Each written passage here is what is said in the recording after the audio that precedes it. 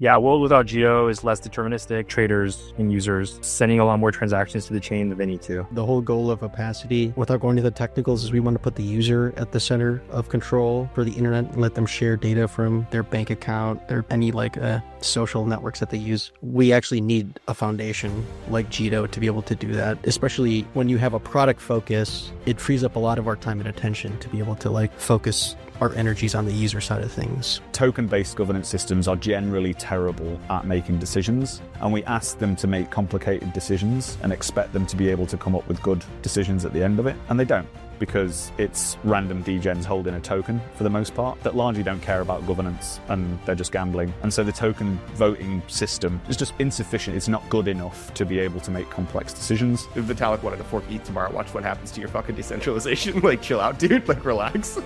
What?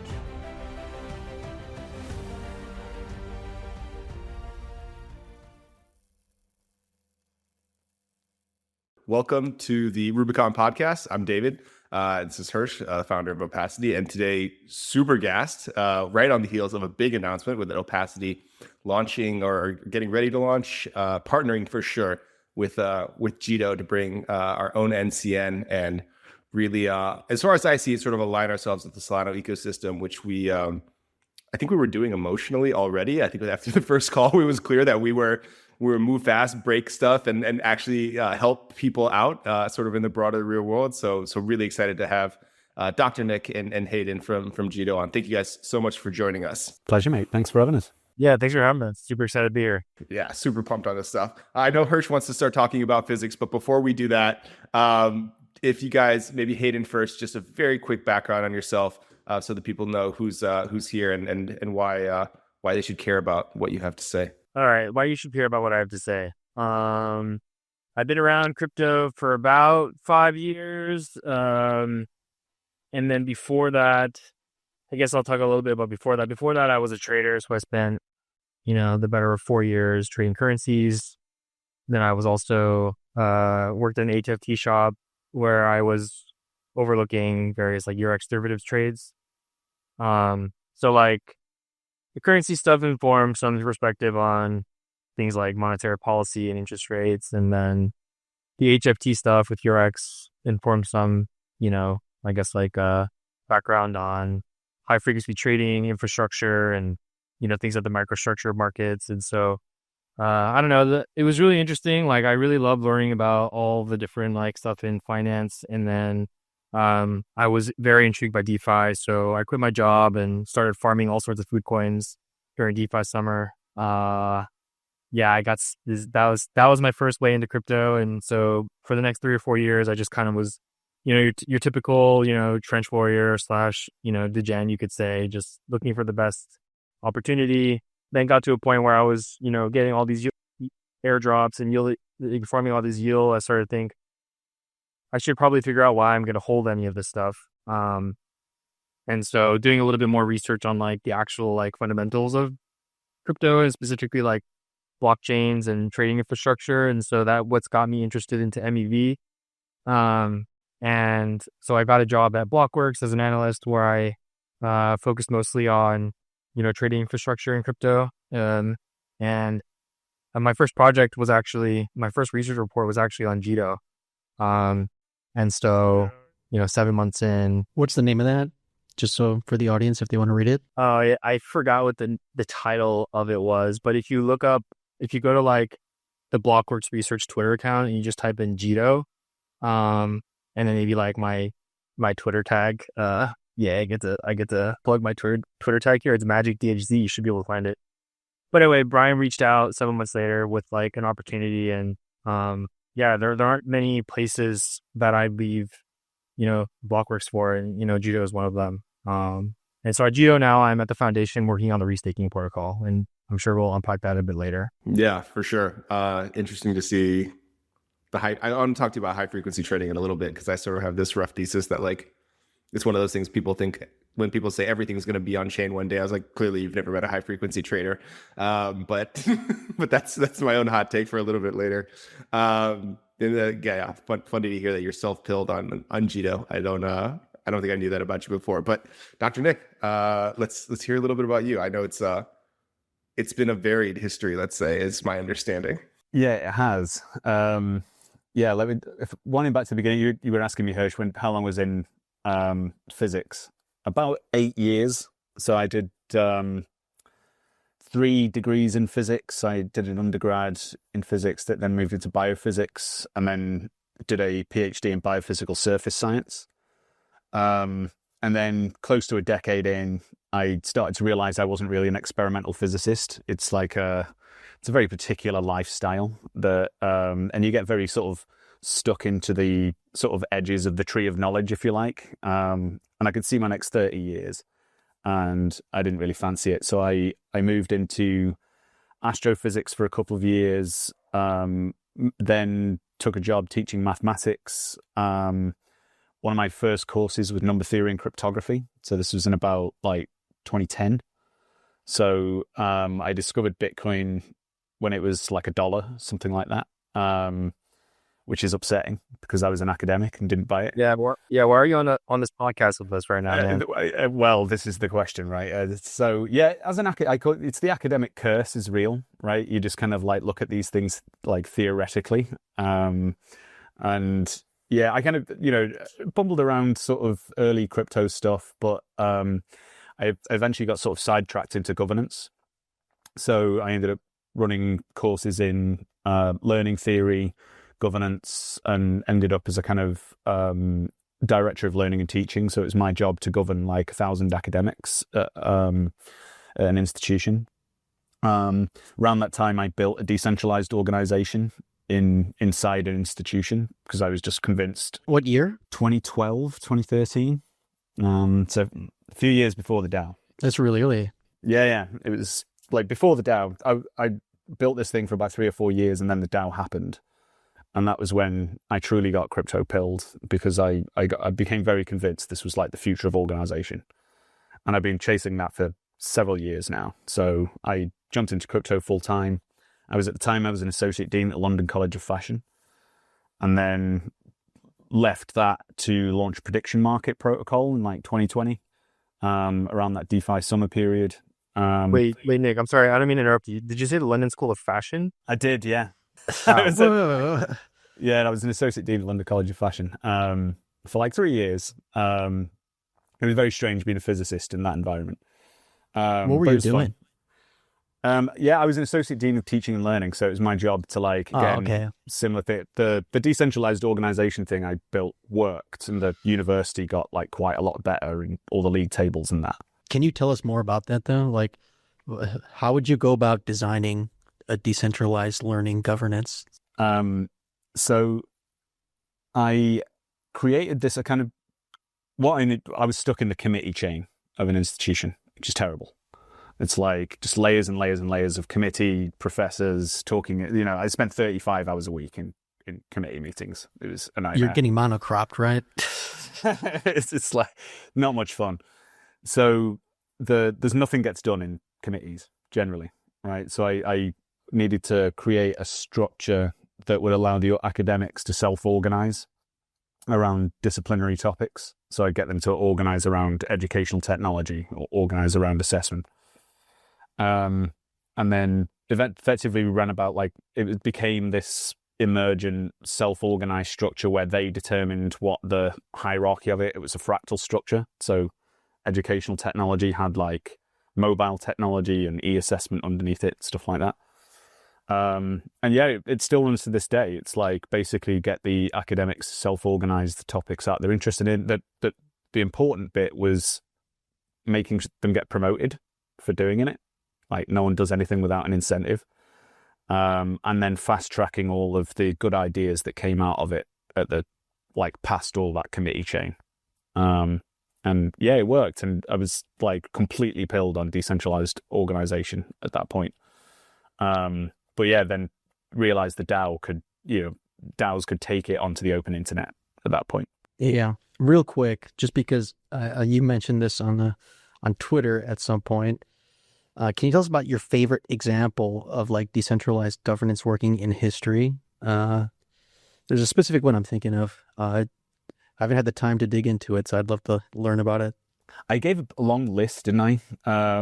Yeah, The Dutch East India Company was one of the first major decentralized organizations because it spanned the world and you couldn't send messages across. You literally had to send messages on a boat for months.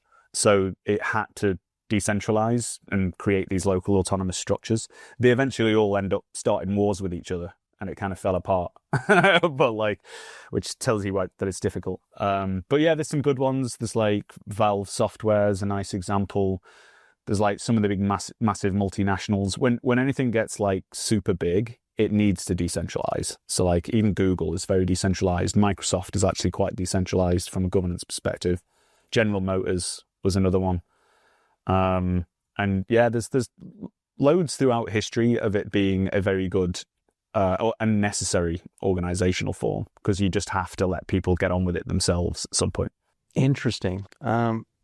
So before we go any further, I will say when I mentioned Jito to a lot of people on Forecaster, which are not super nerdy protocol people, but they're on the consumer side, they can't really wrap their heads around what Jito is. So maybe it's helpful to take a moment, Hayden, and just explain what Jito is. Yeah, so fun fact, Jito stands for just-in-time ordering. And so that's kind of what it is. There are all these nodes around the world that are supposed to achieve consensus on a set of transactions in the next block. And so you have to decide on the ordering. And when it comes to, distributed systems, the ordering, you could design some protocol, some algorithm around how to order transactions or messages. But when things are flying around the world, there are all sorts of random things that might occur that mess up the ordering, that confuse the network on how the block can be, what transaction should be in the block. And, therefore, other problems that might arise from that. So Jito is infrastructure on Solana that makes this process of determining the correct, order or sequence of transactions in a more profitable way for stakers and validators. So the way it works is instead of sending transactions to directly to the leader who has to somehow figure out a way to order them and then achieve consensus on them with the rest of the network, you could send your transactions to Jito. Jito holds an auction over, n milliseconds. Does all of these fancy simulations, sequences of transactions in a way that's going to forward the most profit to the validator set. And so, yeah, Jito is effectively high frequency trading infrastructure that makes validators and also stakers staking to their validators more profitable. Yeah. Well, maybe let's pretend for a second Jito was just removed from Solana today. Can you juxtapose what the difference would be and what benefit Jito provides to the ecosystem, app builders? Yeah. So actually there are some interesting tweets and charts that show what happens when the Jito block engine is, momentarily down. But the description of it is traders and, participants in financial markets, they knowing when their order is going to be included. So the way it works in TradFi is you have an exchange that doesn't necessarily have to order transactions. It just includes them on the exchange on a first come, first served basis. So when your exchange is effectively a distributed network of node operators, you have to think of another way to include transactions in a fair way and a deterministic way. And so a world where Jito doesn't exist, all the traders, they see some profitable trading opportunity, or they simply just want to buy something and sell something. They have to all of them have to send their transactions to one leader, and maybe it's a very profitable trade, and so they're all trying to tackle the same spot on the Solana network. And so you have basically these conditions where the incentive is to spam. You just spam the shit out of the leader, because the Solana is so cheap, you can just send thousands of transactions to the leader. And that doesn't necessarily guarantee that you'll land, but it increases the probability that you'll land. So it's not perfectly deterministic, but you're increasing the chances of you landing. And so that has all sorts of different negative side effects. One, like it's spam. So the network or the validators have a much harder time like doing what they're supposed to be doing. And then the most like obvious kind of like negative side effect of it that impacts like users. Like if you're not like a sophisticated trader that is like, running some trading strategy and has the, sophisticated, like the capability of like sending a lot of spam to land your transactions, you're just like getting left out of blocks. And that's like not a good UX. You have to like, you send a transaction on Phantom's like, oh, something happened. You don't really know what happened. You have to click it again. And then by that time, maybe the trade is gone. Maybe like the price went up or whatever. And so, world without Jito is less deterministic. And these, traders and users, sending a lot more transactions to the chain than they need to. Yeah. So it seems like, to me, like Solana by far has like the best app culture and ecosystem, I would say, in crypto broadly. And Jito is like a necessary piece to make it easy for these app developers to get going and then make sure their transactions land on chain and not have to worry about the deep technical protocol stuff that you guys do. But I'm sure the question in everyone's minds, though, is where David and I are at Opacity. zkTLS is not very like MEV oriented. How does zkTLS play into the Jito landscape? So that's like, so the HFT like trading infrastructure, that's like the core business. It's kind of like what the, I guess, like Jito network is like designed around. But if you look at all the other things that we've built, in addition to that, like block engine infrastructure, it starts to look like the economic layer of Solana. And so you have this block engine that makes the chain more profitable.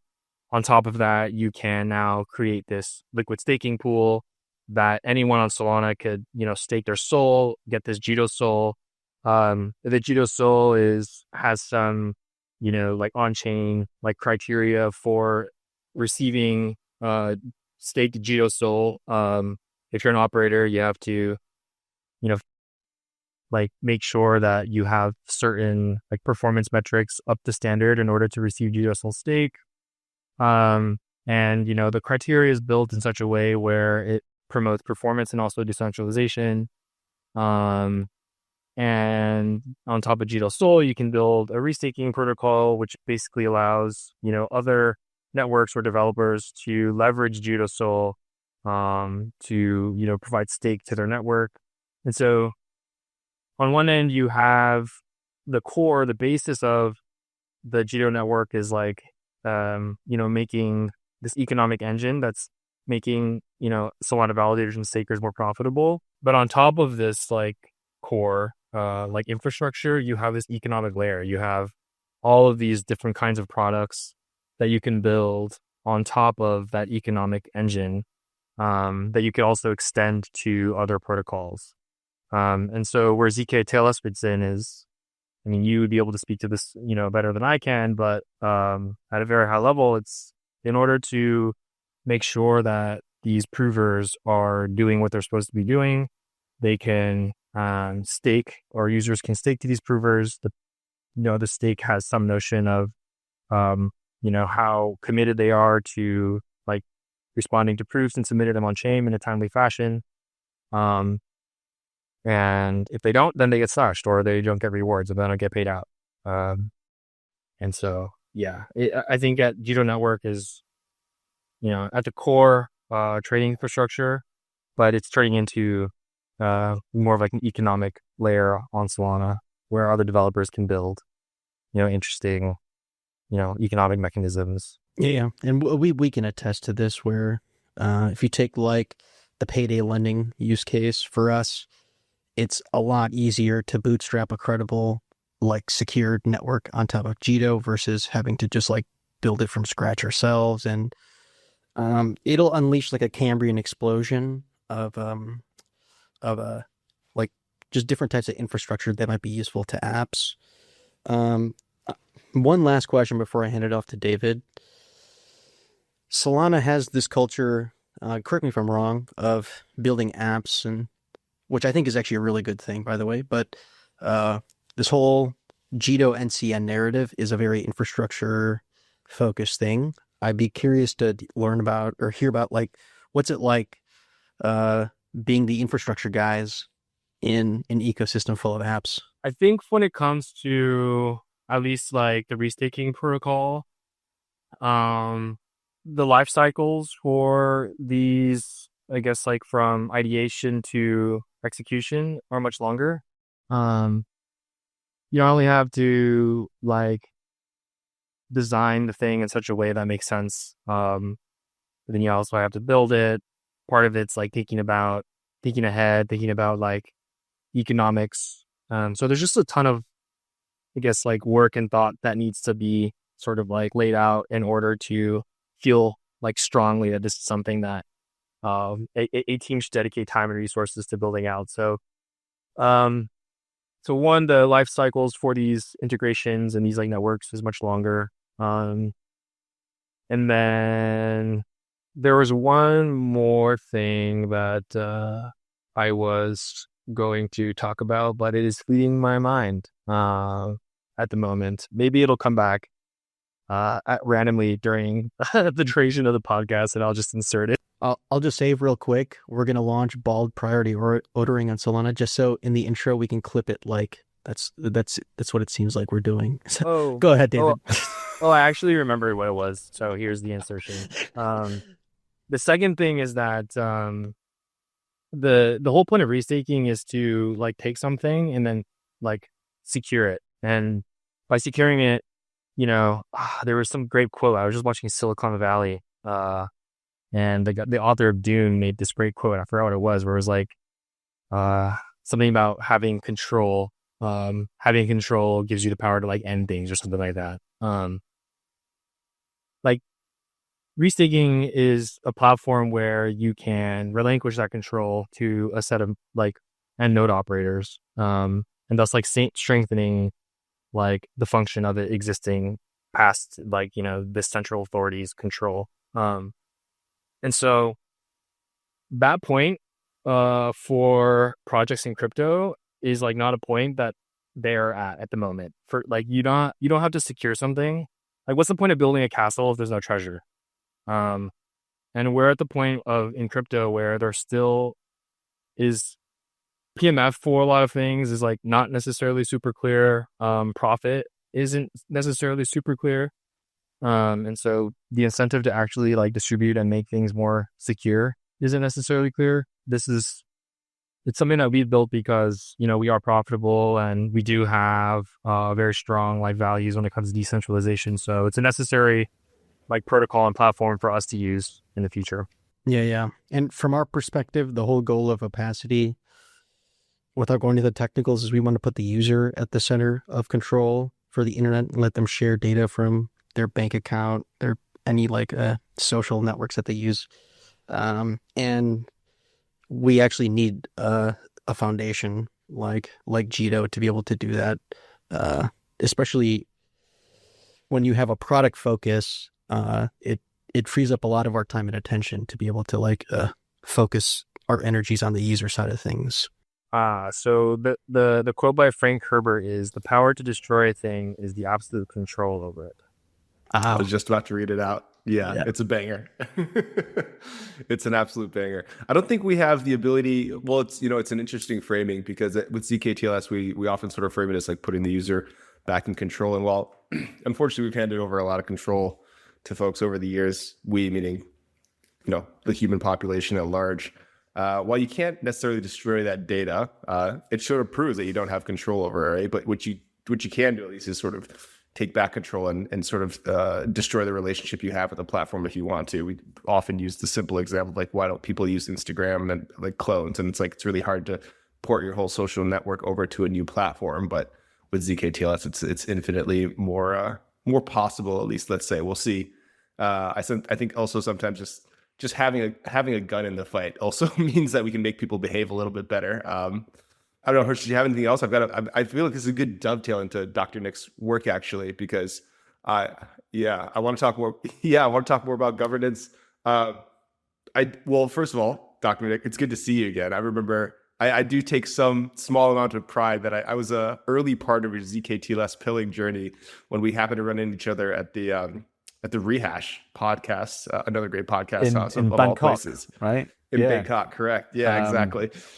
Yeah, it's fun. I was meant to be there the day before, but got a one of the ride apps on a bike. You know those did you get the bikes in Bangkok? It's like risking your life. Unfortunately, once I got a bike, but not by choice. I got a bike. Yeah, it's like a thrilling experience. Let's say I got one that was something like 15 kilometers in the wrong direction, and then I'd had a very traumatic time when getting to that thing. But yeah, no, we chilled out. You pilled me on zk-TLS.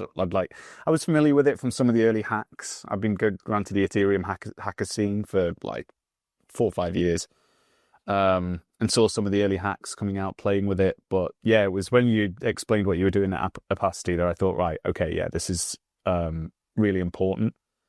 And yeah, important for governance as well, and particularly around identity, Sybil resistance. I'm sort of very bullish on it for that. There needs to be good tools to play that game. Otherwise it can go very bad. There's, other tools on the market that shall remain nameless that are going to be bad for society generally. We don't need to dig into those too much, but I do think we could talk about a brighter future that's sort of Jito Opacity powered. But to your point, like, I don't know how many of you guys followed the T-app hack, but I've been absolutely obsessed with the idea that a bunch of women who needed a safe space uploaded the most personal of their information they could possibly have to a vibe coded app, which is apparently just a public Fireblocks database, which is, first off, insane for so many reasons. But second off, Hayden's squinting. I was like, okay, yeah, you can tell Hayden's in a serious relationship because he does not fear what's happening with the girl he's talking out on the 4chan internet. But I think it brings up some important points that were like, we sort of have this theory at Opacity that like users really don't care about privacy. And I think that's true for the most part, but there are downstream effects, which I always talk about. The T-app knowing your address, and that's your personal choice to take. I'm not here to tell you what to do with your data, but I think no one wanted this released publicly on the internet because it's all downside. And I think that's one of those downstream effects about safety and security that we think about a lot here. But I know you've done a lot of thinking in this direction. Would be curious to hear your thoughts. Yeah, I've been kind of part of the kind of cypherpunk community over in sort of Ethereum world for quite a long time. So I believe in privacy. I believe in strong cryptography to protect your own data. And I sort of reached this conclusion. Like I say, I used to teach cryptography. So it sort of came to this conclusion over a decade ago where, like, hold on a minute, this might just save us from everything going completely wrong. And yeah, it's starting to go wrong, quite frankly. I mean, just this week, right, in terms of this, we've had that T-app hack, which is all of this, very personal data that's since been sort of weaponized into a kind of, it's been turned into quite an aggressive online trolling of the women that were in that app. And they're currently getting ranked by people on the internet in terms of their prettiness or whatever. And that is going to hurt. That's not going to be much of a nice experience for the users of that app. Worse than that, like, since then, it's not just the image KYC data that came out, it's all of the conversations that happened in there that was supposed to be private. Yeah, that was huge. It was one thing, I think at first I thought it was crazy. And then I saw the driver's license pictures. I said, this is nuts. And then someone mapped it on Google Maps. I was like, we're reaching peak degeneracy. And then the DMs leaked. And I was like, okay, now you can, like, we're not too far away from ChatGPT, tell me who's been talking about me in Illinois, and send them a death threat, right? Like, we're not far away from that today at all. We're not far away from that. Everyone in the UK is currently downloading a VPN, and so there's like the attitude around the importance of privacy technology and cryptography is getting more important. We're finally starting to see the civilizational need for these technologies. So I'm bullish on it. I think, it's going to be, remains to be a fraught thing, right? Because nation states don't necessarily want people to have privacy. They want to be able to see inside everyone's messages for our own safety, if you like. Not at all to control us and manipulate us at a distance and make sure we behave ourselves at scale. I couldn't imagine that's a profitable enterprise, keeping control of an entire population and telling them what you want to do. It seems ridiculous, obviously, of course. Yeah, there's obviously no value in that. Especially if you're a government that's delegitimizing by bad policy decisions, which is all. Yeah, if you can't see us on the podcast, we are shaking our heads all in disgust and shame at the idea. So yeah, I think there's like the privacy element of this is like really critical, but it's also like one of the core sort of cypherpunk philosophies. It's the ability to be able to selectively reveal yourself is one of the core principles of like the cypherpunk philosophy. There are times when you want to be able to reveal information to people, and times when you want it to be private, and it's that choice that's the important bit, which is what I think that you guys are doing, which is really exciting. Well, it's interesting on that point because I talk about with people a lot of this, and obviously me from I would say pretty confidently least educated person and least intelligent person on this podcast. I have to sort of dumb things down to get them across. I'm the only one without a college degree, right? On paper. Okay. Okay, physics dropout. You're so gassed when you found out Dr. Nick was in physics. You're like, and I could see it in your eyes. Like, oh, it took Dr. Nick 15 years to get tired of academia. You knew from day one you weren't going to make it. You figured it out. Yeah, it makes me happy. I know he can pronounce my username. Oh, we live in the garage. Correct. Yeah. So, but this idea strikes me as like, I do get a little bit caught up when people call like cypherpunk, and I'm not saying that's an incorrect statement, but this is also just like, it feels very human. And when I talk about it with people, it's like the person I am, getting drinks with my friends at the bar is different when I show up at work at 8 a.m. It's definitely different when I have to have dinner with my parents. It's different when I'm, interviewing for a job versus when I was in school as an academic. These are, we are on our daily lives regularly, selectively revealing. And that's not, lying about who we are. That's just like, not granting the entirety of yourself to every situation that you're in. And, it's funny when people start to talk about the ideas in like sort of very, technocratic or very lofty sort of academic principles, but like deep down emotionally, I think this is something that, people can connect to. Have you seen that in any sort of like decentralized governance work or like what you're doing at Jito as well? Yeah, absolutely. I think so. There's the ability to shape the information that you expose in certain contexts is just basic information theory. Actually, it's like goes down to like being able to like, it's a fundamental piece of communication, like coherence. Like if you're constantly broadcasting everything to everyone in the world, you can't get anything done. Like it's impossible to be able to my TikTok feed will back that up. Yeah. I mean, you're like actually exposing yourself to adversaries in sort of cryptography terms, right? It's like the information that you put out there can be used against you, and that's what's been happening in Web 2 world for like 20 years, right? We've just been data mined and data fracked to be exploited and micro-targeted and manipulated and all of that sort of stuff. It's very obvious, like all the evidence is there. So in sort of governance terms, you need to be able to, and one of the sort of principles I'm trying to move away from in DAO world, if you like, I call this the public governance trap, where we, these values of decentralized organization like meets blockchain is we do everything completely in public all the time. And it's one of the big reasons why DAOs have just completely failed. And they haven't failed. There's really good examples, Jito DAO being a good one, Aave and MakerDAO, a few other ones. But a lot of them just like try to do everything radically open in public. And it just leads to like massive coordination failure. Like you need to be able to reveal information when it's the correct time to do it. Yeah. Like with a Constitution DAO, just lay out that example for the audience. Yeah, that's a great example. I sort of quite proud of myself for this because I called that was going to happen before it happened. I said basically this DAO was declaring its max bid in a competitive auction for a desirable object. it's very obvious they're going to get outbid if there's any bidder in the market that has the capital to do it. So yeah, the Constitution DAO was a DAO that tried to buy a version of a copy of the American Constitution. They raised about, I think, $40 million in a week.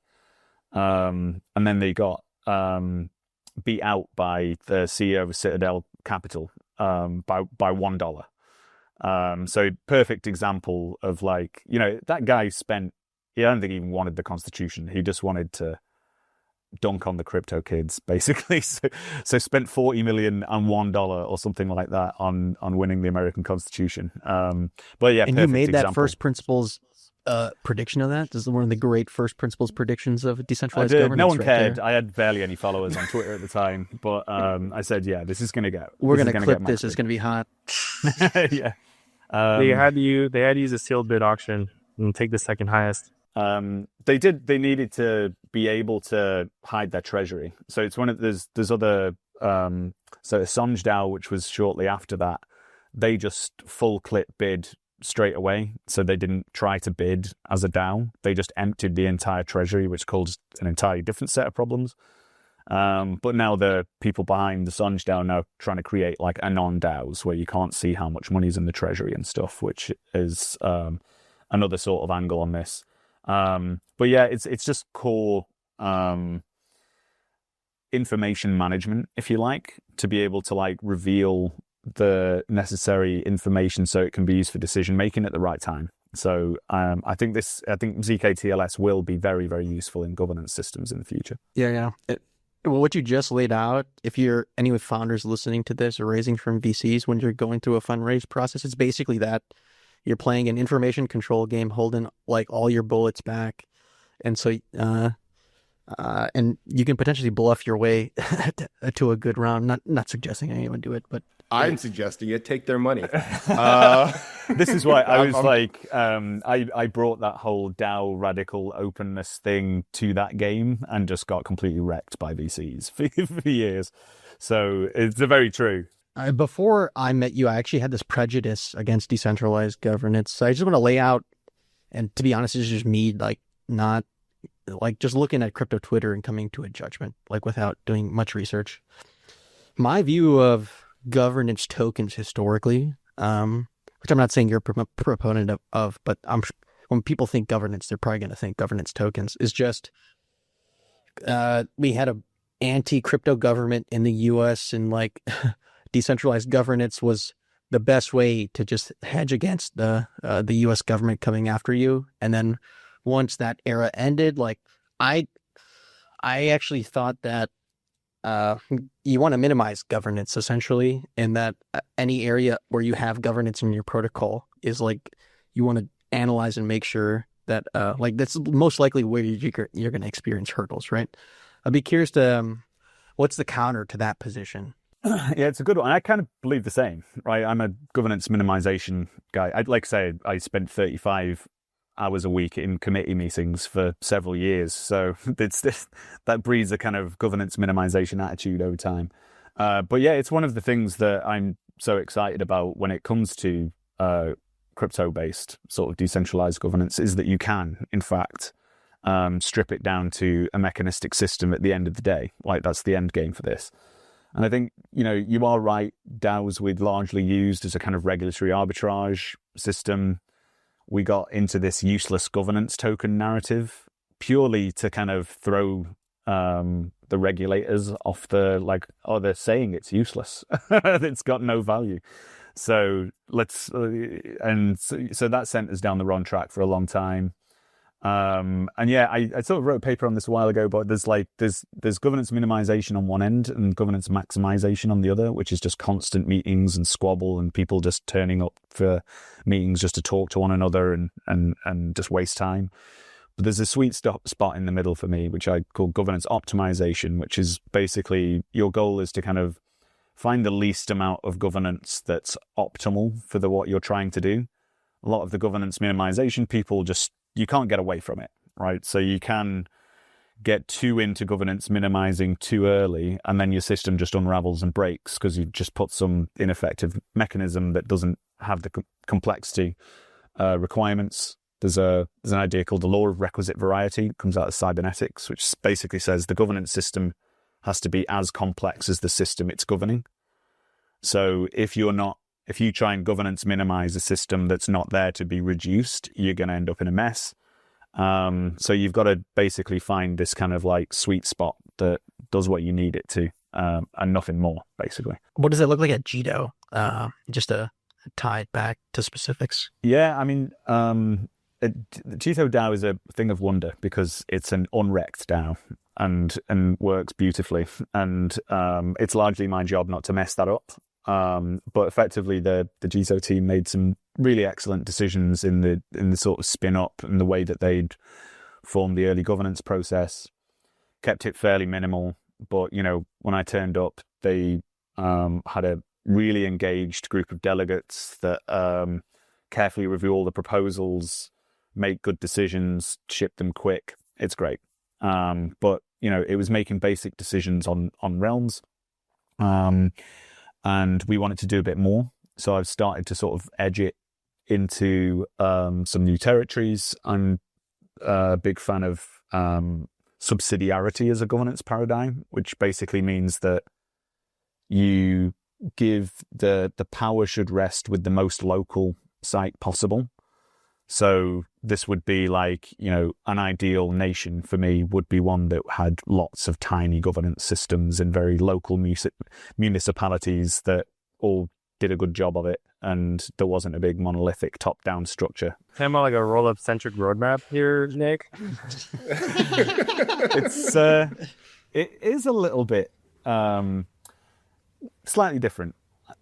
Monolithic. Not saying Solana's monolithic approach is a bad idea, but ultimately, when you come to do a governance system, token-based governance systems are generally terrible at making decisions, and we ask them to make complicated decisions and expect them to be able to come up with good decisions at the end of it, and they don't, because it's random degens holding a token for the most part that largely don't care about governance and they're just gambling. And so the token voting system is just insufficient. It's not good enough to be able to make complex decisions.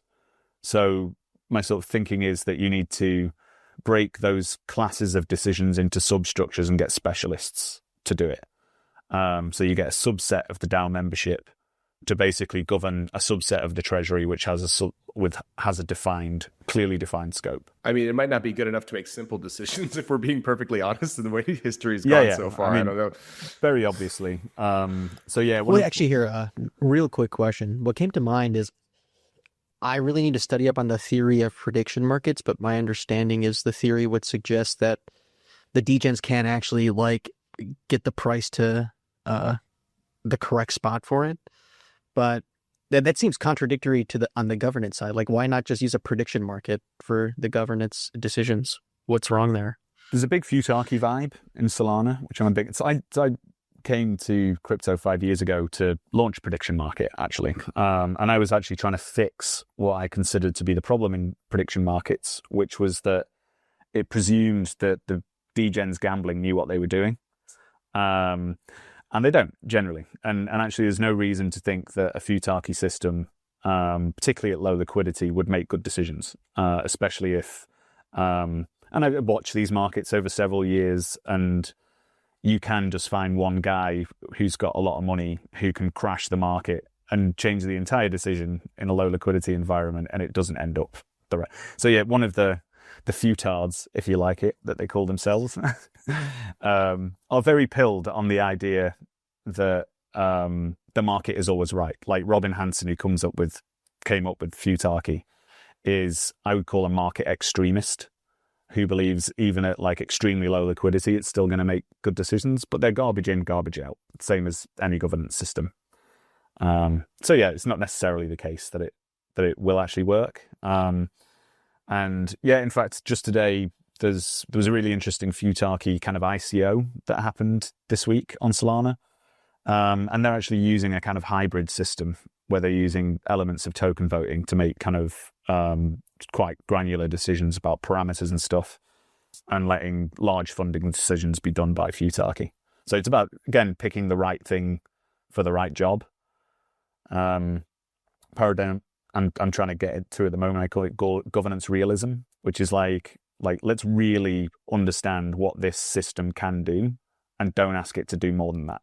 So like classic example being, let's ask this, one token, one vote DAO to make very complex ecosystem level decisions, and it just makes bad ones over and over again because we've asked it to do something it can't do. That sounds like just a good life mantra in general. Yeah, it's like absolutely. It's kind of like I feel like we need a kind of era of pragmatism.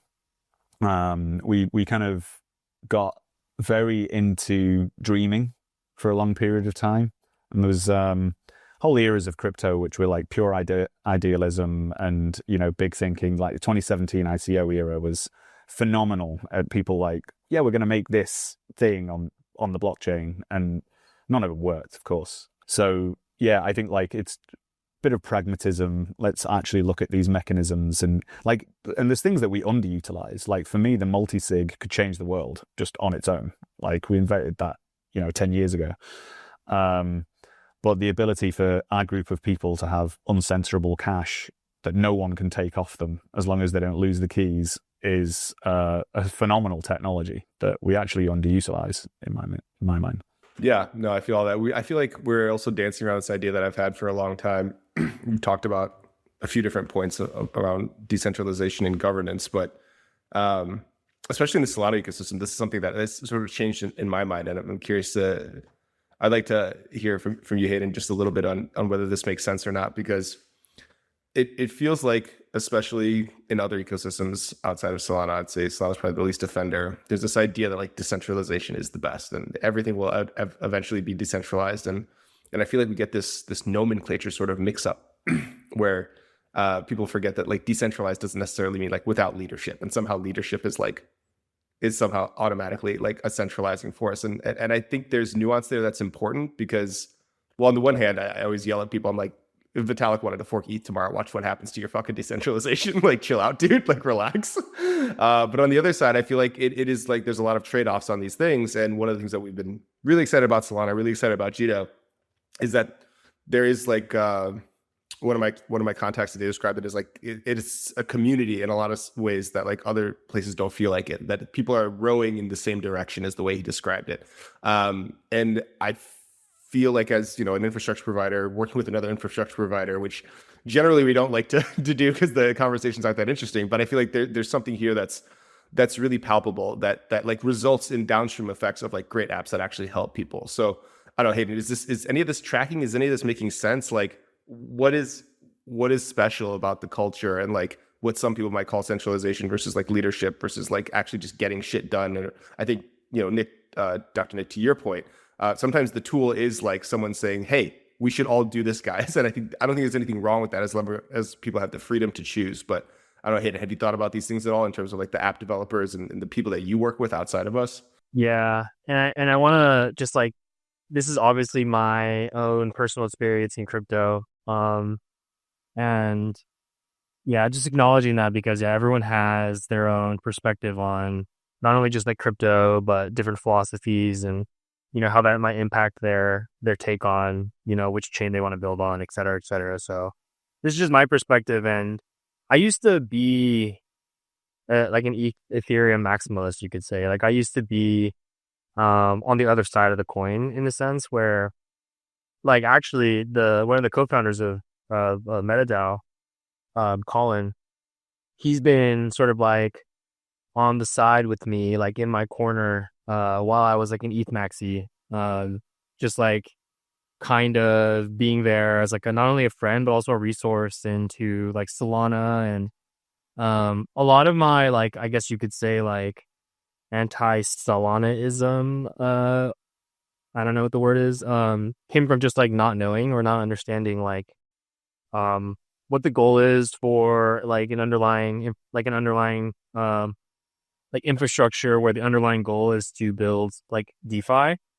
And then, yeah, just like not really understanding like how that actually looks in practice, versus like reading some like ETH research blog posts and like feeling like I want to participate because it's interesting. It's an interesting topic and feeling compelled to like kind of push like whatever was, like being talked about in like all these various forums. So um I started to get closer to the metal on how things actually worked. Some of my experiences at Blockworks also informed my current perspective, which is like, there are some guys actually Blockworks has gotten a lot of like hate recently about how it's like pro Solana, anti ETH. That's like actually quite the opposite. There are more people at Blockworks on the research team that are pro Ethereum.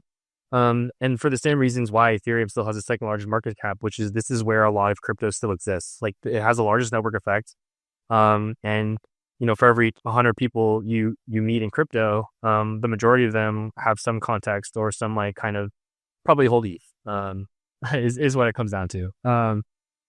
And so anyway, yeah, like my experiences at Blockworks like really like kind of humbled me. A couple of the analysts, like I like always butt heads with their perspective on valuations and what was important, like narratives, blah blah blah. But over time, like I just gravity starts to set in. Like you start to do a little bit of napkin math, and then you realize, oh wait, hold on a second, like it actually does make a lot of sense that Solana's core like goal is just IBRL, and REV is a metric to sort of like measure that, like the success of that to a degree. I'm not saying it's like it's going to be the thing forever, but like this notion that you can measure the amount of value that like validators and stakers capture, like that's like objectively a great way to measure like the activity or the underlying demand for what exists on the network. So I mean, that's a long-winded way of me saying like I think there's a lot of hand waving in crypto, and a lot of like different philosophies and a lot of misunderstanding. And I think an important part is like getting aligned on what the chain's goals are. And I think Solana has done a really good job of that. It's like our goal is just IBRL, like increase bandwidth, reduce latency, like at all costs. And I think that is like super, super important when it comes to just like coalescing around the same ideas. And, some people might feel like that's centralizing. But, the goal is to decentralize. I was really hoping you were going to say some people are going to think that's centralizing, but fuck them. But you went a different direction instead. So, like what you just said reminded me of a recent conversation I had with like someone I respect. I'm not going to mention who it was, but they are like very anti Solana, and they were I forget the exact details, but they're talking about how the RPCs are bad. They're not standardized or whatever. I couldn't make his argument for him, but like in life, the hard part in my experience is knowing what game to play. Playing the game well is like usually the easy part. And I think, like I like to say, I'm an empiricist, right? In that argument, he also said all the best products in crypto are on Solana. So it's like, okay, if you measure how good a chain is by how many world-class products are on top of it, Solana wins, versus like some philosophical attitude towards standardization to RPCs, right? It's like those are completely different games. You get different outcomes. And so I think the game that's being played, I think like the whole Solana ecosystem is like much better aligned essentially than a lot of other ecosystems. I think the different, like Hayden said, the different goals. Like the Vitalik does not want Ethereum to go sub-second slot times. Like it's never going to do IBRL, right? Its utility function is decentralization. It's Bitcoin adjacent. It's like, this is the smart contract platform that's still going after solar flares and global unrest and World War III and all that sort of stuff. And yeah, it's optimizing for a different function. And there's a coherence in Solana, which is like you can call it centralization, and it's a continuum, right? It's not like for years we just considered you were decentralized or not, and actually there's many shades of gray in this, and it's just optimizing for a different part of that like trade-off space effectively. But it's created a different culture and is producing good apps, and having recently defected to Solana as well, I still love Ethereum and still see it as important and see it as like the cypherpunk blockchain. They're just different universes, basically. No, it's been interesting. The more I get into Solana, it's actually, I think this is for the best, and maybe this is an encouragement for some other folks to do some learning. It's like, I wouldn't say I've defected by any stretch, but it's somewhat maybe bullish on crypto as a whole, because it gives me these sort of different varying outcomes and futures that I could see that are hyper useful to different types of people. Whereas the deeper I got into Ethereum, where I was in Polkadot for a while, you start to focus on like all the things that are not going to working or the things that are never going to work. Or to my point earlier to Hayden, like I love reducing latency. I don't think you're ever going to beat a direct line to the New York Stock Exchange. It's like roughly my estimation with high frequency traders. So it's just like not a market to go after for blockchain technology. That trade-off space isn't big enough for someone to want to do that, to give up any sort of millisecond edge, right? Have you heard of NCNs? We'll see. Listen, if you guys can pull that off, I would be. I'll eat some words, but my rough estimation is that there will always be a trade-off space for more centralization in a world where there is no amount of speed you wouldn't give up for billions of dollars. I think it's just not a place to play, right? But as I see more of the Solana ecosystem and sort of compare and contrast it with the ETH ecosystem, I'm excited for both. I'm sort of excited for crypto as a whole because I can see the gaps that can be filled. And, you know, to your point, Hersh, about like playing different games, like, great, let's all play different games sometimes. We know the game we're playing at Opacity. I think we're doing a good job. Very happy that we're aligned with Jito on some similar ethos, but at the same time, everyone else is very free to play their own game. I think that's sort of like the fun part about crypto as I've spent more and more time in it, that it is like that's the true benefit of decentralization to me, is that like people get to try out these new things and try out stuff that works best for them without having to be locked into a system. I think that's that sort of freedom ethos thing that I'm always talking about, sort of deep at my core, I've realized. Yeah, I also just wanted to like double down on the fact that Solana is not centralized. Like, you know. So what, did you get the whisper in the ear? Did they? No, I mean, Hayden, tell them it's not centralized. There isn't like a measurement for like there isn't like a decentralization score. Like, I mean, sure, there's the Nakamoto coefficient, but like, is that actually what is the, like, is inflation, like, is CPI actually a good measurement of inflation? Like, same thing with Nakamoto coefficient. So yeah, I just want to double down on the fact that like Solana isn't centralized. In fact, like, you know, I think what kind of like proves this point to me, at least to like a degree, is that Multicoin, like, so like the biggest investor, I mean, everyone like famously knows like Kyle Samani for like being, you know, like the biggest advocate and also making a shit ton of money on his investment in Solana. You know, they wrote a proposal to cut inflation on Solana to effectively zero. So the biggest investor probably has like some of the biggest Solana bags, probably has the most influence on like a lot of the teams in the ecosystem. Like, not even that proposal was able to pass. So, I mean, there's the proof in the pudding. Like, you know, validators that have stake in the network, they participated in this governance process and rejected the proposal because turns out inflation is a very large component of these validators' income. So cutting it isn't like benefiting them. There is an argument that Solana is the world's biggest DAO.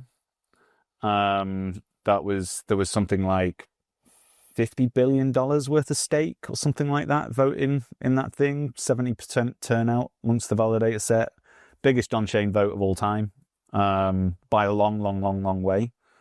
And it was, yeah, like 2% edge, to the no as well. So like the long tail validators effectively voted against all of the so-called centralized power players.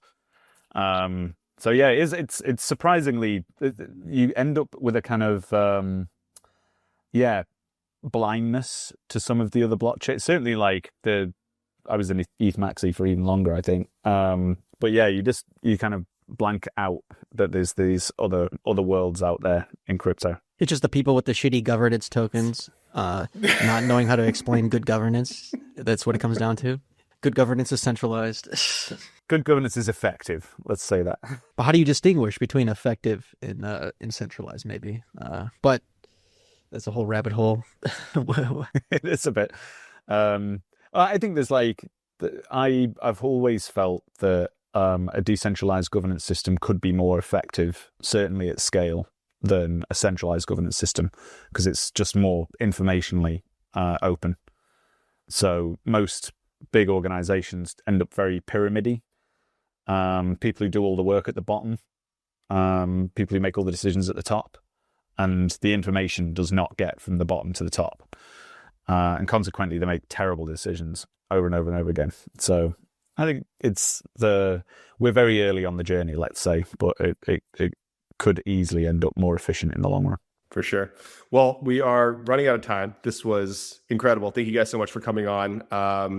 I do want to do one quick plug for the Valve Handbook. If you guys haven't read it and you're building a company anywhere, I cannot recommend it highly enough, especially with ChatGPT helpers. I think those type of things are going to become more and more reasonable as a company or any sort of governance structure to build. But Hayden, if you want to do a quick sign off, where do people find you? Where do people find Jito? Obviously, everyone go look at the Opacity Twitter for the announcement. But yeah, any final thoughts and places people can find you? Yeah, it was great being on here. You can follow the Jito Soul handle on Twitter at Jito_Soul.